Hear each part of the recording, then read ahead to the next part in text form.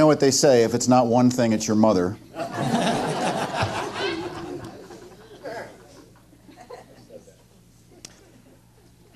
So Mother's Day. My topic is called You Are Enough, which is a title of a book written by the late Dr. David Walker, who was the pastor for many years of the Los Angeles Center. And really, as I thought about this title, actually I made up the title before I realized it was Mother's Day. As so often happens, I don't look at the calendar. I just say, how many titles do I need for that month? And I write them in. And, oh, that's Mother's Day. Well, it works in this case. Because, oh, it looks like my thing is dead. Can you advance the slide, please? Thank you. It works because, really, you are enough. If your mother can convey that to you, that's about all you need. This key, little, simple idea that you are enough, that you have enough, that you simply, the nature of your being is such that you came fully equipped to live a human life on this planet at this time. That you don't need anything beyond yourself except to express. That you are self-contained in a sense. That you have access to all of the energy, all of the power, all of the love, all of the joy, all of the beauty that you will ever need. And yet so often we don't really get that message. Even if it's expressed, we don't necessarily take it into a place of belief, because as we look around the world around us and the culture in which we're raised, we don't tend to have that message reinforced very often. The message we usually hear is, you are not enough. You need something else. You need someone else to complete you. You know, the whole romantic thing, where you see yourself as an incomplete person looking for someone else so that you can together be complete. Or that you have to carve yourself down into a certain shape so you can do the kind of work or the job that you would like to have. That the way you are is insufficient. That you need people to give you expert advice on things. And so on, and so on, and so on.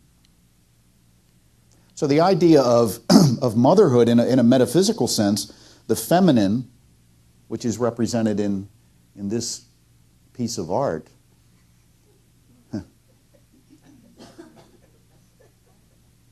Mother Earth.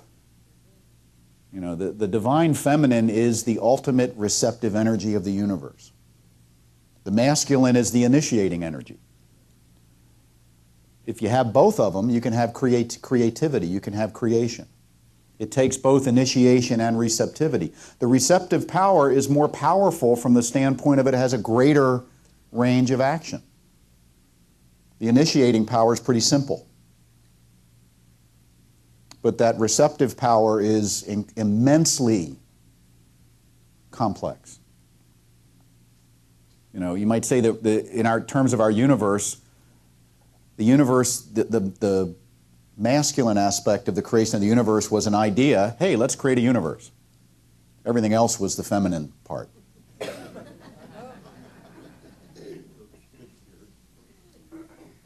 Now, the feminine part doesn't act without the initiation. But the initiation alone is a pretty simple thing. So the feminine part is an aspect of all of the creativity, all of the different variety, all of the different energies that show up. So whether you're a man or a woman, you have a feminine energy within you. You know, today we talk about motherhood as a specific role, but really it's something more than that. It's something that is in all of us. That idea of being able to be receptive to the creativity within, to nurture that creativity as it comes into being, to nurture one another, is what that's all about. Oh, now it's working. So there's two basic things a mother has to do. Or did you do that? You did that. So I'll initiate and you create. Okay. Two basic things. Ensure your physical survival to the best of her ability. Your dad's involved in that too. And to convey to you that you are enough. If this alone is done, that's a successful parenting experience. You know, this is an interesting holiday, Mother's Day and Father's Day both, because traditionally we get together and we sing songs like Mother.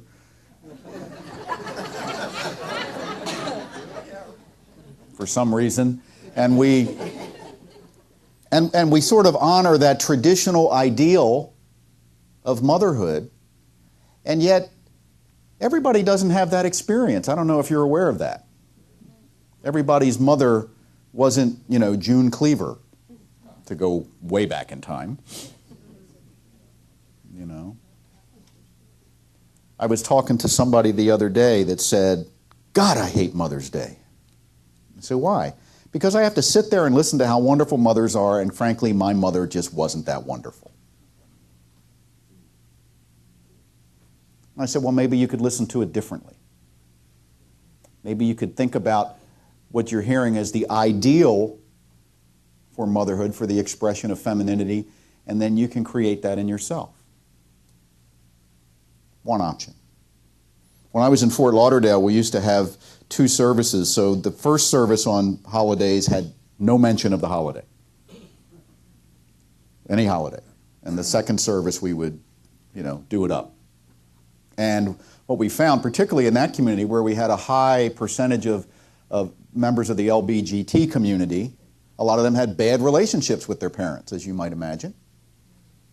And there were unresolved issues and things that needed to be healed, and some of them weren't ready to sit and listen to that idea of motherhood or fatherhood or whatever, so they would prefer to come to the first service. And that's, over time, that service became larger than the second one for Mother's Day and Father's Day. Because there was so much discord. And I began to think, maybe we shouldn't ignore the holiday, maybe we should talk about the need for healing. Because when we don't confront what needs to be healed, it continues to need to be healed. Now, I consider myself very fortunate. I was raised by a woman who I think was an excellent mother. But I was adopted, so my birth mother, I don't know who she was. I assume some scared teenager who gave me up for adoption. And a mildly dysfunctional couple adopted me. Has anybody done better than mildly dysfunctional? Okay, Ron. Ron puts it in one hand, there's another hand, okay. Totally non-dysfunctional? But, mildly dysfunctional is pretty good, right? And I consider myself very, very fortunate in that regard, but I also know there are people that live through pretty terrible things at the hands of those who were supposed to be parenting them. And it's just a matter of recognizing that. That's all. That's all we really have to do. We don't have to do anything about it. What can you do about it?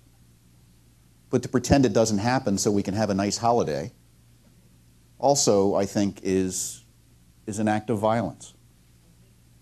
It's just a matter of recognizing that there are as many different experiences as there are people in this room. That we all had different versions of being parented. Some of it very good and some of it not so good. And some of it may be really terrible. And yet here we are. If you're in this room, you're either aware or willing to be aware, which puts you at the very fringes of society.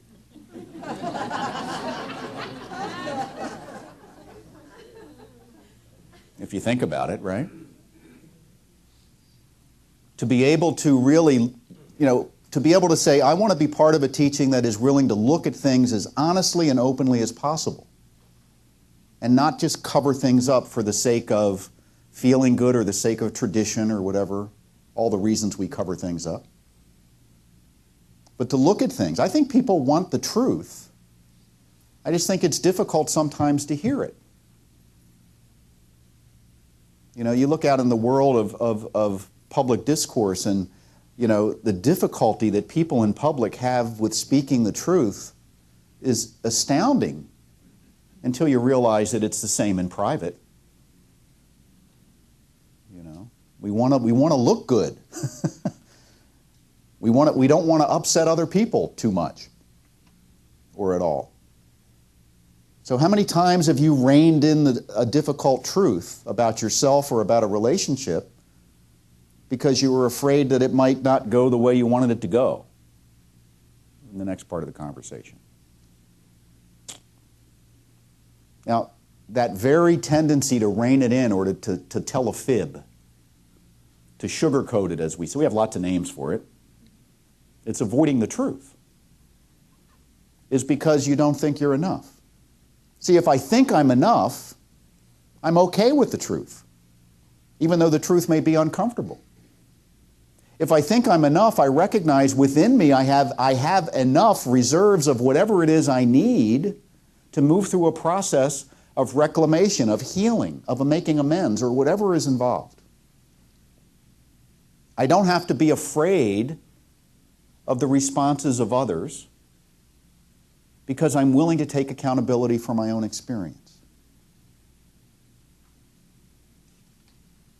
But if I was taught as I was taught, the most important thing in life is what other people think of you and how you're seen by other people, then you tend to change the way you react to people and have, you know, discourse with people. My style when I was an adolescent was to lie a lot and try to be funny, because I wasn't big enough to fight. So if I could get the big powerful people to laugh at me, then they might not hit me as much.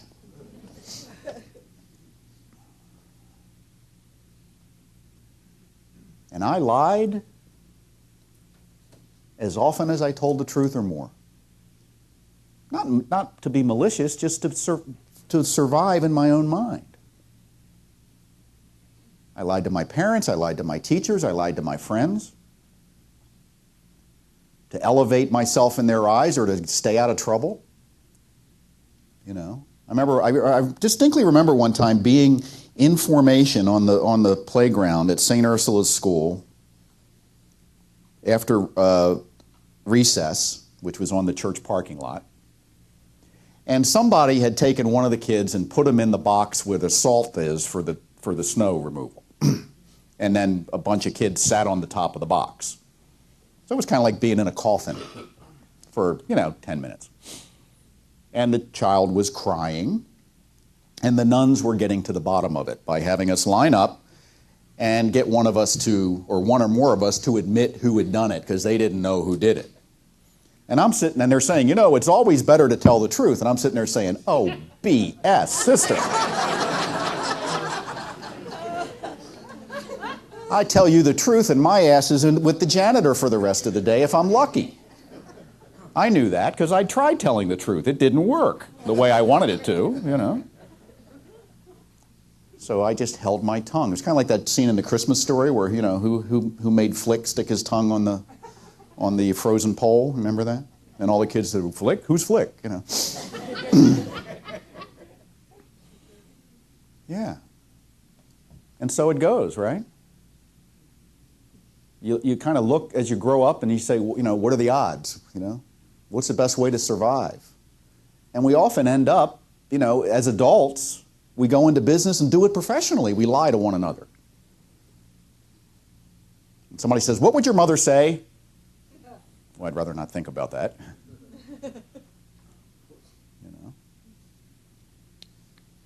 Whoops. You are enough, as Dr. Holmes would say, means you control your own experiences. You are really in charge of your affairs and the way they are to develop.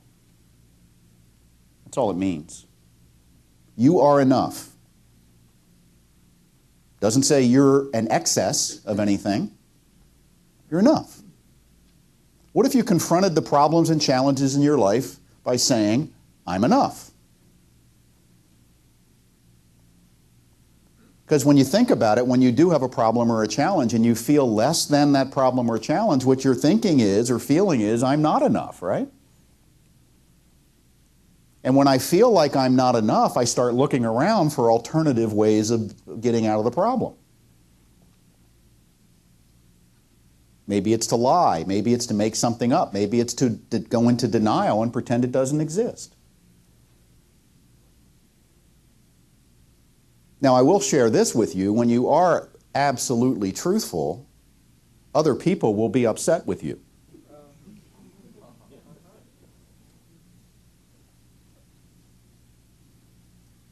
It's just part of the deal, because they're expecting you to lie like they do.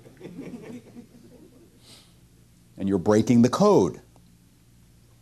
There's a wonderful book called Conscious Loving by Gay and Kathleen Hendricks about relationship. And in there, one of the things they say is to be microscopically honest with your partner. And I don't say with everybody, but with your partner. Microscopically honest. What does that mean? It means tell the microscopic truth. Not just when you're asked, but volunteer it. Describe at depth how you're feeling and how you feel about things. What is going on with you? When you wish support, ask for it. You know, I had a couple of friends. They were actually an older couple when I was young, and they had an arrangement where when one or the other said, "How are you today?" or "How much do you love me?" they would do a scale of 1 to 10. You know, "How you feeling today?" "Oh, about a 2. "Oh, how do you feel about me?" 2.5. But it worked. You know, it gave them a way to convey what was going on for them, and they had an agreement that that was okay to do. You know, the agreement has to be there. You can't just start telling the truth in a relationship if you haven't been doing that, because all hell will break loose if you don't have an agreement. I went to saw Dr. Jim today, and I'm going to tell you the microscopic truth. And this horrific look will come over their face. "Oh no, don't do that. I don't want to know." Maybe starting now, not with anything that happened up to this point, you know. But no, it has to be an agreement. But see, without that, we're automatically withholding. And what do you withhold? What you don't want the other person to know. You don't withhold the stuff you want them to know. So the stuff that gets withheld is the negative fear-based stuff that we all have, and then you pretend it doesn't exist. "How you doing?" "I'm fantastic." You know, or "Fine," right? "How are you today?" "Fine." Do you think most of the people that ask you how you doing today really want to know how you're doing today? No. So it's okay to say fine to them, but there's certain people in your life that you need to have this honest relationship with. You know, maybe one's your mom or your kids, hopefully. The people you're close and intimate with. Now, this does require more work in one respect and less work in another, because there are some messes that have to be cleaned up as a result of telling the truth. But you're not spending all that psychic energy hiding stuff. And by the way, there are messes that have to be cleaned up when you don't tell the truth, right? Let's be honest. It's interesting when sometimes I do couples counseling, or I'll do a relationship class, and I'll talk about the importance of being honest. It's interesting how that's a big deal. You want us to be honest? "Well, aren't you being?" "Oh, well, yeah, but, you know,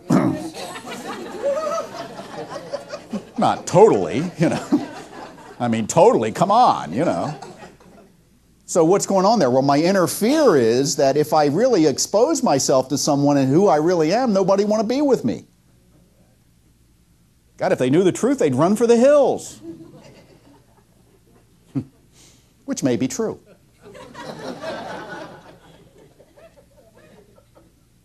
May be true. When Dorianne and I, when we started out, she sent me this book in the mail. I was in Florida and she was out here, and so, and we tried to be as conscious as we could. And when we got to this part, I'd never had a relationship that was completely honest. So I tried it. You know, it was like over the phone, so she couldn't.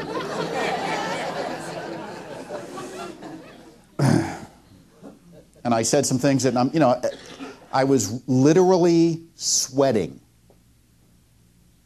as I was saying them. As I contemplated saying them. You know, it's sort of like when you're afraid of roller coasters and you're on a click, click, click, click, click, click, click, click, click, click, click, and you know that damn hill's coming, right? And you're like, oh my God, oh my God, oh my God, oh my God, oh my God, oh my God. And you get to the hill and you say it, and it just, you're moving. It's fun then. It was like, okay. And I went, okay?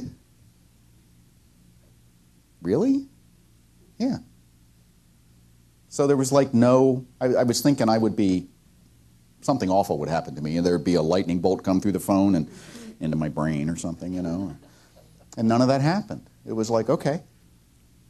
Because that was part of the agreement. I want to know what you have to say, and I'm going to accept it or I'm not. But there was this tremendous release of, you know. Now that's a husband-wife relationship. But what about parent-child? Same thing. How much stuff do we withhold, you know? I used to keep stuff from my mom because I didn't want her to worry. Like she wasn't worrying, right? You know, no, I kept stuff from my mom, really, so she wouldn't yell at me and be disappointed in me. Because I don't know about you, but when I was an adolescent, I did some things that would have disappointed her had she known about them. She may have jumped off a building if she knew about them.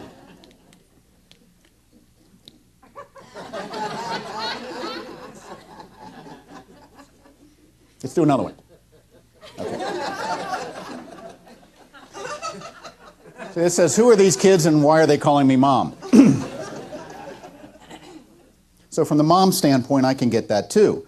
You know, where the kids kind of, even if you just have one, there are points in time where it becomes really difficult to raise kids.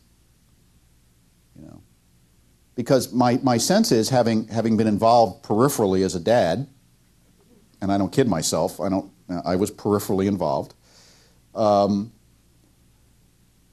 Best as I can tell, you spend the first 3 years trying to keep kids from just killing themselves. Because left to their own devices, they wouldn't survive. You know, and they're walking along the back of the couch and stuff, and, you know, trying to eat the cat. And whatever's there, put in their mouth, you know. Got to be careful what you leave out. Right? And there are times when you say, need to get away. And that's all part of the deal, too. And sometimes it's almost like there isn't time to remember to tell the kids they're enough. And maybe you don't feel that you're enough as you're raising kids. You know, I saw a great quote. It said, mothers don't exist until a child is born. That something awakens within the woman when the child shows up. Now that's another one of those wonderful idealistic statements. It's true some of the time, but there are other women where nothing wakes up. It's true. You know, I've talked to women and said, nothing woke up in me. I was just as clueless after the kid showed up as I was before. So there is no one way to do things. There is no universal experience. There is no right and wrong in the sense of how we're supposed to feel inside. If your parents didn't convey to you that you're enough, the odds are it's because they didn't think they were enough. And it can go back generations. But what if you figure out you're enough now? Just today. However old you are. You're able to leave this room and at least consider that I'm enough. Whatever's in my pathway or in my life or will show up in the future, I am enough to deal with it, to move through it, to move beyond it, to move toward something else. Write it on your hand if you need to. And look at it. Make it your cell phone screensaver. I am enough. Very simple. but very profound. You think, what tends to happen if I don't feel like I'm enough? I think I got to be too much.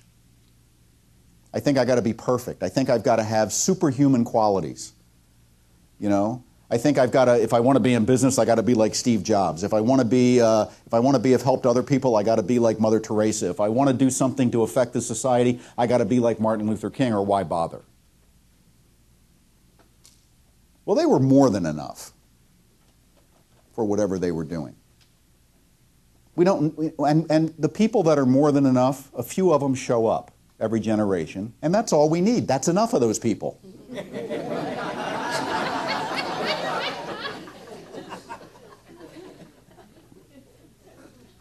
If we needed more, we'd have more.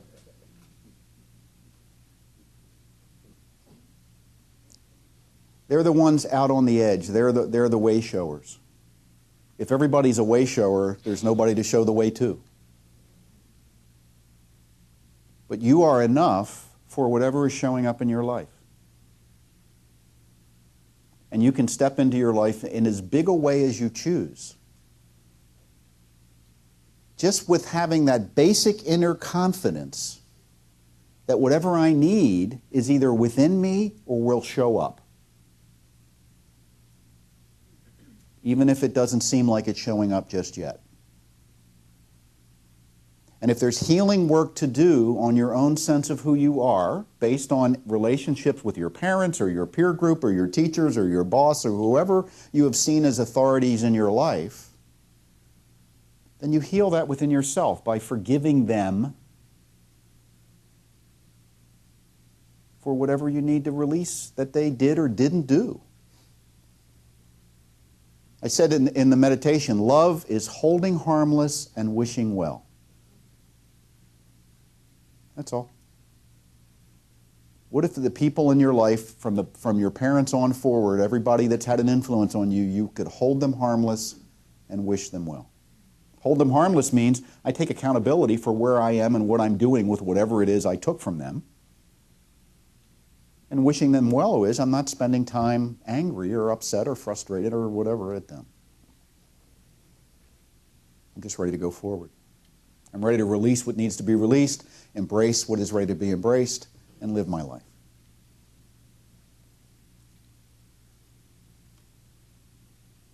It just went. No, you're good. You're good. That's it.